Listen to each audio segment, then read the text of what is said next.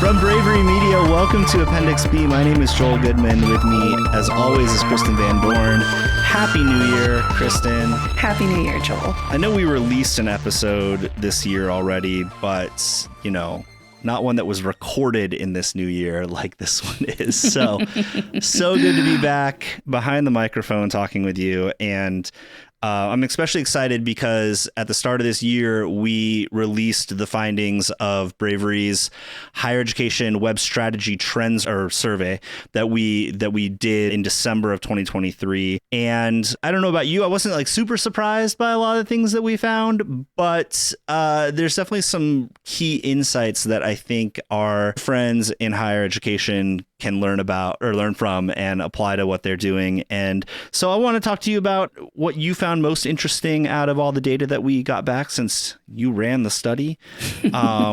And maybe we can get into some ways that we can make higher ed a little bit better in the new year, or apply some of these findings to what we do in practice. Sure. Well, for starters, let's talk a little bit about the survey, like what we hope to accomplish, how it was designed, what kind of data we gathered, and how we went about interpreting that data. So people hear surveys, they often think quantitative, but this is a very qualitative survey. It was a lot of open answer questions, and it was really designed so that we weren't populating ideas for you to respond to, but rather asking survey takers and participants to give us their own ideas unprompted. Right. So the benefit of that is we really get a sense of what's on your mind. The drawback is that if you're not thinking about certain things right now, but they're still on your radar, they're just quiet at the moment, we're going to miss out on some of that data. It had a participant level under 100, so nothing is uniquely generalizable, but you can still infer a lot of intuitions and see commonalities across the data the same way that you would do with other kinds of qualitative research. And I want to point out that we are doing these studies on all kinds of stuff and all kinds of issues that are related to higher ed throughout the year. And personally, I would love to see more people respond, because the more we can learn from the folks doing this work in higher education, the better the results are going to be and the more helpful these studies are to the rest of the industry. So when you see a link coming out on LinkedIn, you can find us on LinkedIn, where we're at, or, through our newsletter at bravery.co/newsletter, we will send out links to these surveys. We really need more people to respond to them going forward so that we can provide better data and better insight and help the entire industry do better marketing work. Okay. So one of the insights that I want to draw out from our data was how frustrated our participants feel with immature conversations around content strategy, video, content production, that we saw a major theme come across this data suggesting that you're all getting tired of having the same conversations over and over again and not feeling like your subject matter experts or your partners are keeping up with how do you talk about video strategy now, or how do you talk about content strategy? Where is the evolution happening? And so I thought that was really interesting. Joel, do you have any reactions to that? This is one of those things that, again, didn't really surprise me, because we have been having the same conversations in higher ed over and over and over again for the last 15, 20 years. We're still talking about drone videos on homepages, even though we know that they affect UX, they affect your conversion rate, they slow down your website. They're not good. And these days, people just don't care about them. They've seen 100 of them across every institution. They're not going to stop and watch it. Or the same thing with carousels. People don't go past the second slide, and no one is going to your website to watch a carousel. But I do think one of the bigger points that maybe wasn't surprising, but I think deserves a lot of weight is this frustration with content strategy, people knowing that content strategy is really important, but feeling like they can't get past this surface level conversation with their colleagues, maybe even the rest of the industry, around content strategy to do the more progressive work that they know needs to be done with their content. And, I think on our end, what we infer from that is this sort of homogenous content that is the same across every single higher ed institution. Every program page has the same information. Everyone wants to put up a bunch of stats, but they're not looking at what the stories are that make their offerings more human to people. It really comes down to figuring out how you can differentiate yourself, and you can't do that if you're just putting up the same data that everyone else has. So another topic area that we talked about were your concerns for the upcoming year. And this one was, of course, interesting, but in some cases hard to hear.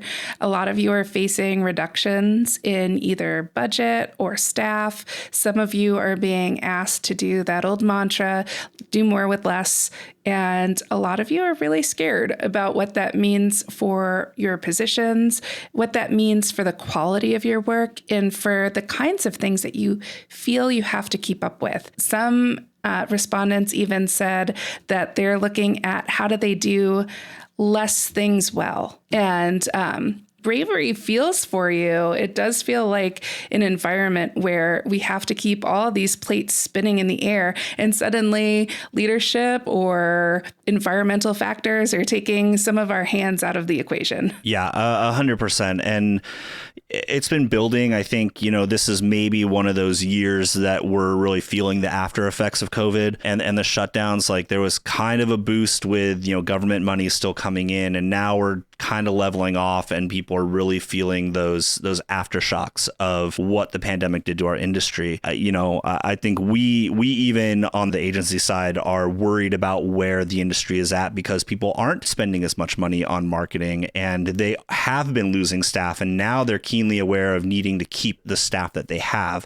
I've been joking with a lot of people. Half of my network has moved from institutions over to agencies, over to vendors, and so there definitely has been a talent drain that's just starting to be replaced in higher ed. And I think that leaves most institutions as a crossroad. It's hire more staff and try to retain them by whatever means you can, and fill those gaps, or it's considering not replacing those positions and hiring out and partnering with a third party. A lot of times the budgets just don't allow you to do everything. It doesn't allow you to hire some staff and work with an agency, or hire an entire team and get the stuff done that you need to get done. I personally really like the do less better, because I think we do a whole lot kind of not great in higher ed sometimes.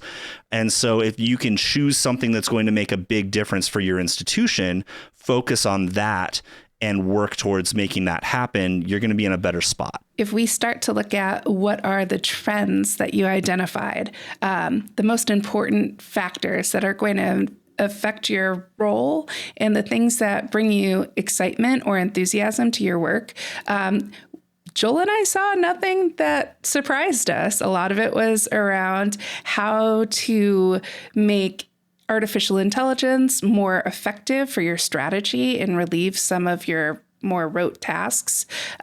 We also saw an emphasis on personalization, an emphasis on mastering GA4, and then as might come as no surprise, we saw content strategy as a big theme for you this year too. So Joel, what do you think about the themes that appeared for the web trends this year? I think some of them are following fads. Like I understand the AI part of it. I think there's a lot of, I know there's a lot of media coverage on AI. I think most of the conversation in higher ed across higher ed social media is about AI this, AI that, but there isn't a lot of concrete, helpful information on how to put AI into practice in our everyday work beyond just like become a prompt engineer. And like, honestly, you have another job. So like becoming a prompt engineer and learning how to engineer prompts well is going to be important going forward. But you actually have to know why you're using AI, why you're putting AI into your workflows and how it can actually help. And so, my recommendation is, listen to the wider AI conversations and not just what's happening across higher ed, because I think that's kind of myopic. Listen to the people that are in wider business sectors that are using AI in ways that are helpful. But, beyond that, personalization, still a trend. Still don't think we're there and still don't think that personalization honestly makes a lot of sense at this point, unless you're talking more for retaining students that have already applied. I think personalization still needs to be fleshed out a little bit more, but it feels more like a trendy term than anything else still. So the last thing I wanted to talk about was the things that I thought were missing from your answers. One thing that I didn't see heavily remarked on in the survey results was the enrollment cliff. And similarly, I also didn't see a lot of information about how colleges and universities are considering handling demographic questions or target audiences and the expansion and diversity in target audiences. So I was interested to know, Joel, what's your take on that? Do you think that the enrollment cliff is such old news that we're not thinking about it anymore, or that it's such a latent fear that we can't even bring it up in a survey? What do you think's happening? I think it's probably more a latent fear. I think there's a reason for most people in higher ed not to be afraid of an enrollment cliff, because I don't think there is an enrollment cliff happening. I think it all comes in dips and, there's peaks and valleys and all of this sort of thing. And I think the enrollment cliff has been greatly exaggerated, but it could be that it was just talked to death and then everyone forgot about it because AI came up after that last year and took over the conversation. Could just be there's not enough air in the room for people to really care about that conversation anymore. But we'll see what happens. Appendix B is a production of Bravery Media, and we would love to connect with you on LinkedIn, Threads, or on a video call. If you like our podcast, please consider leaving a rating and review on Apple Podcasts or Spotify, and, maybe share a link with a friend. You can learn more about Bravery's Higher Ed Web Strategy Trends Survey results at bravery.co. We'll catch you next time.